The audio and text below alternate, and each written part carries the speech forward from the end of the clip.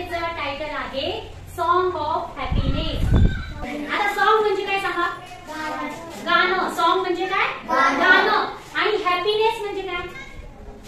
हे बघा, आता हॅपीनेस आनंद, आनंदाचे.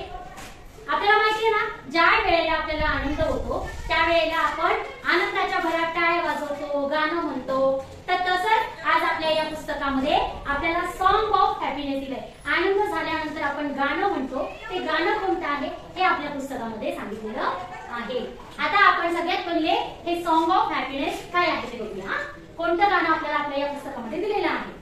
You're happy and you know it, clap your hands. When you're happy and you know it, clap your hands. When you're happy and you know it and you really want to show it. When you're happy and you know it, clap your hands. म्हणजे बघा, ज्या वेळेला आपल्याला आनंद होतो त्या वेळेला आपण काय करायचंय? काय करायचंय? क्लॅप करायचे, म्हणजे टाळी वाजवायची आहे.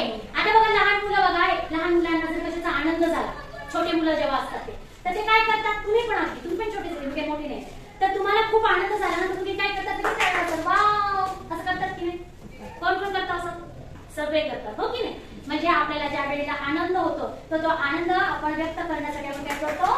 टाळ्या वाजवतो. ज्या वेळेला आपल्याला आनंद होतो त्यावेळेला आपण काय करायचंय?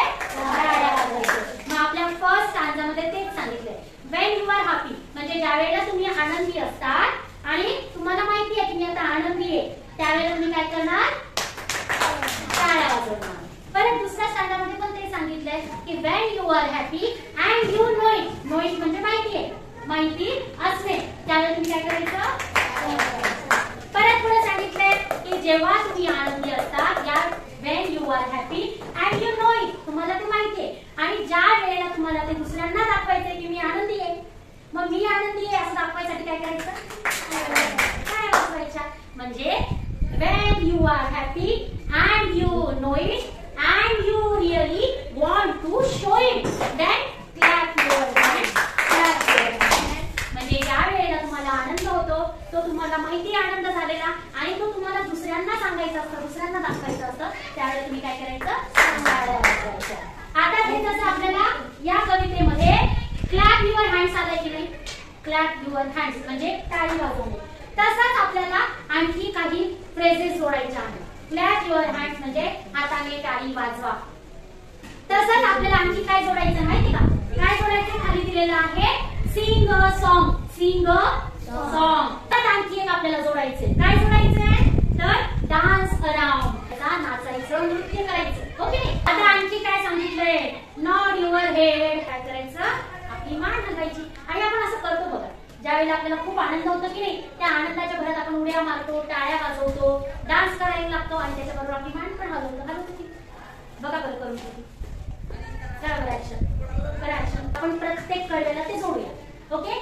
चला. When you are happy, when you are happy and you know it, and you know it, when you are happy, when you are happy and you know it, and you know it, clap your hands, clap your hands, clap your hands, clap your hands. when you are happy, When you are happy, when you are happy when you are happy, and you know it, and you know it, sing a song, sing a song, sing a song, sing a song. when you are happy When you are happy, and you know it, and you know it, dance around, dance around, dance around, dance around.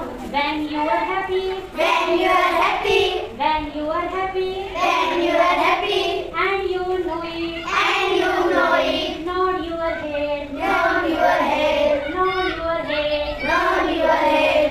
when you are happy When you are happy, and you know it, and you know it, clap your hands, clap your hands, sing a song, sing a song, dance around, dance around, nod your head, nod